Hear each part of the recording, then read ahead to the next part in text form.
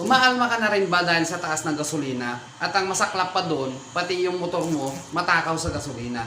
So para tumipid sa gas ang motor mo, dapat alam mong gawin ito.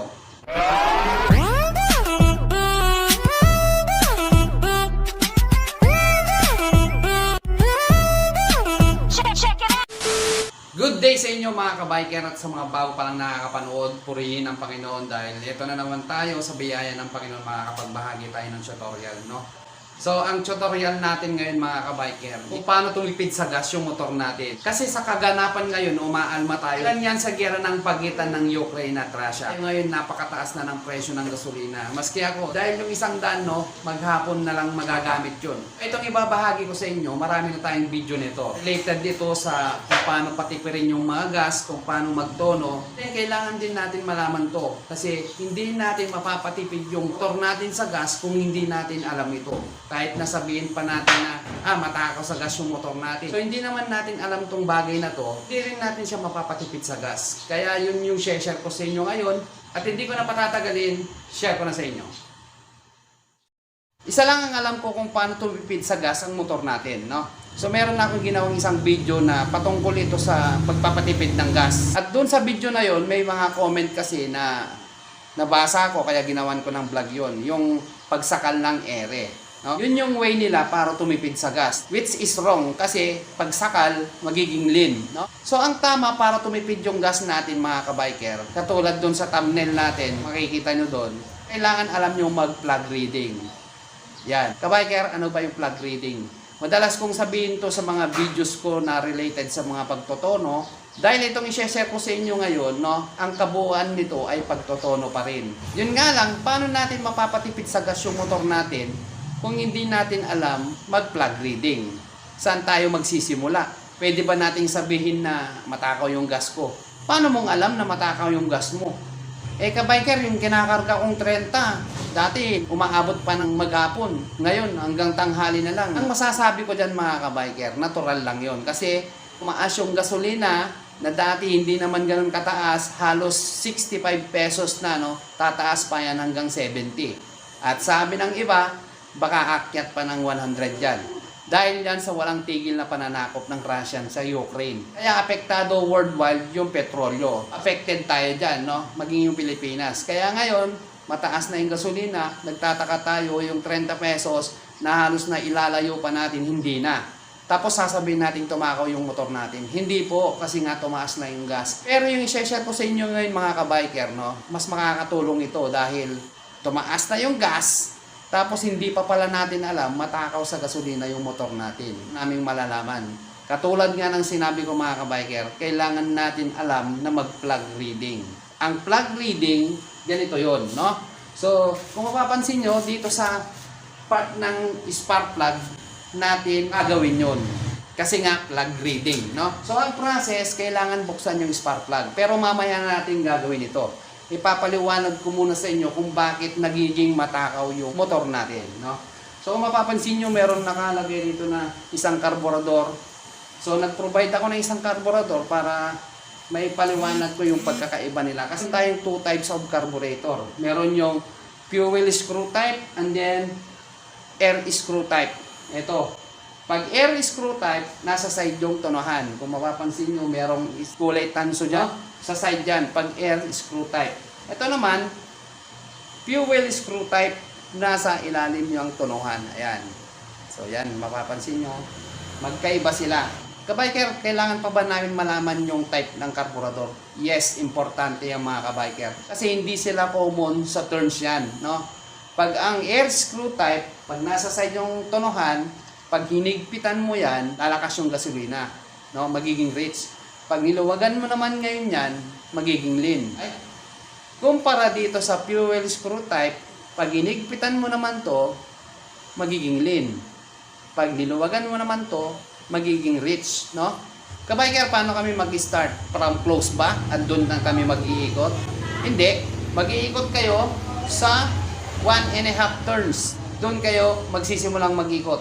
I-open nyo muna siya, and then, stop nyo sa 1.5 turns, mag-i-start mag-adjust. Pero hindi pa nagtatapos doon. Bago kayo mag-adjust, kailangan alam nyo muna yung plug reading, no? So, Kung binuksan natin ito at ang nakita natin ay ganito, matakaw talaga sa gas yan. Yan yung problema natin.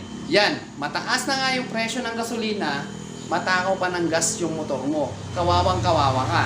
Ngayon, sa mga may motor na nakakabit sa spark plug ninyo, no, pwede na rin naman kayo mag-adjust. Pero bago kayo mag-adjust, kailangan naka-warm na yung motor nyo. Napainit nyo na. At katulad nga ng sinabi ko, pagkabukas nyo rito at yung spark plug nyo, kulay itim na sooty black, black siya talaga, rich mixture yun. Takaw talaga yun. Ngayon, pag binuksan nyo naman at ang nakita nyo, kulay white, no? Walang sign ng sunog, lean mixture. Delikado naman yun kasi prone yun sa overheat. Ngayon, ang titignan natin dito yung matakaw na gas. At tulad nga ng sinabi ko, pag bukas na bukas nyo yung spark plug nyo at ganun, maitim, hindi yung nag-o-oil na basa. Pag ganun na kasi, ibig sabihin may tama na yung piston ring o may nakaka-escape na lang langis combustion chamber natin. Kaya basa siya lagi. No? Ngayon sa mga rich mixture, lapit tayo. Yan, katulad ng sinabi ko sa inyo mga kabiker, nasa side itong tonohan niya. Ito. Pag nakita natin na may itim, rich mixture, so paano tayo mag-a-adjust? Magluluwag tayo ng 1/4 muna, no? 1/4. Unti-unti yan. Pagka-adjust natin, road test, balik tayo. Pag maitim pa rin siya, hindi pa siya na-lessen, luwag tayo, road test ulit. Hanggang makita natin na mag-fade na yung black niya at magsimula na siyang magkulay brown, no?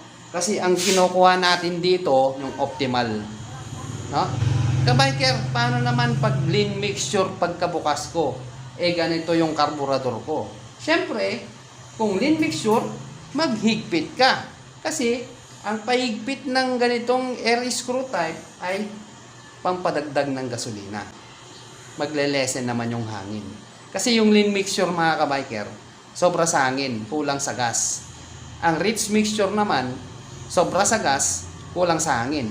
Dito naman, sa mga ganitong karburador, nasa ilalim ang tonohan,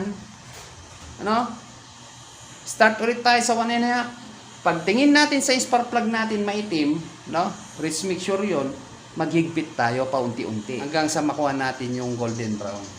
Kabiker, ano bang klaseng kulay na yung sinasabing golden brown? Pwede ba naming makita? Ito kasi mga kabiker, nung chinu-tutorial ko to, meron pa rin siyang konting black, Kasi nga, kakukuha ko pa lang to, ayaw ko pang galawin. Ngayon, tinono ko nung isang araw. At yun naman yung i-share ko sa inyo. So ipapakita ko sa inyo na itono ko na to kasi medyo nag-brown na siya. Hindi naman natin talaga makukuha yung exactly, yung golden brown. Pero pwede nating makuha yun. Tsaga-tsaga lang. Kasi mahirap din kunin yun. Pero pag medyo nag-brown na siya, katulad nitong spark plug ko dito, okay na yun. So buksan natin.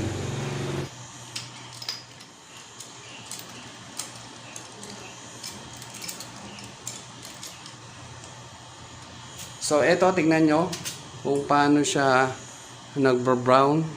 Makikita nyo pa yung pagka-brown niya. So, ibig sabihin, kanya rin yung optimal, pero hindi naman bandang gitna. Nagkukulay brown pa siya. Pero pag lahat yan, pati yung insulator niya, nakulayan ng brown, tapos brown na brown dito, yung kulay paso, doon na natin makukuha na titipid yung gas natin. Pagtotono, Kaya nga, importante na alam natin mag-plug reading. Kasi nga, kung hindi natin alam mag-plug reading, saan tayo magsisimulang mag-ikot or mag-adjust? Hindi natin alam basahin spark plug natin. Katulad nga yung sinabi ko, yung spark plug na merong sooty black, rich mixture. Pag puti naman, walang sign ng sunog, lean mixture. Pero ito, tsaga-tsaga lang, hindi ko naman kaagad nakuha sa isang tonohan lang to. At yun lang ang tamang gagawin para tumipid sa gas yung motor natin. Napakamahal na ngayon ng gas, halos 65 pesos na dahil yan sa giyera. Biker, pwede ba yung mag-adjust sa karayom? Pwede, pag hindi na natin kayang itono dito sa karburador. Pero kung hindi pa rin natin makuha sa adjust ang karayom, ibalik natin sa dating posisyon, doon na pupunta yung jettings. Kailangan na natin mag-jettings. So mahirap magtono. Paano kung hindi pa natin alam kung saan tayo magsisimula, hindi natin alam mag-plug reading? Paano natin malalaman kung rich mixture siya o lean mixture siya? So kailangan nating malaman muna mag-plug reading para makuha natin tumipid sa gas yung motor natin. So yun lang yung way mga kabiker, wala nang iba. So yun lang mga kabiker, I hope na meron kayong natutunan sa ating konting sharing, no, about sa pagtitipid ng gas. May video pa tayong isa tulad nito, so panoorin nyo na lang sa channel natin. At hindi lang ito yung mga videos natin, no, 200 plus yung videos natin na halos tutorial. And then doon pala sa mga bago pa lang sa akin channel na, huwag nyo kalimutan mag-like, share, and subscribe. And then click nyo na rin yung notification bell para mapanood nyo yung mga old videos natin and then yung mga future uploads natin. So muli mga kabiker, thank you for watching. God bless.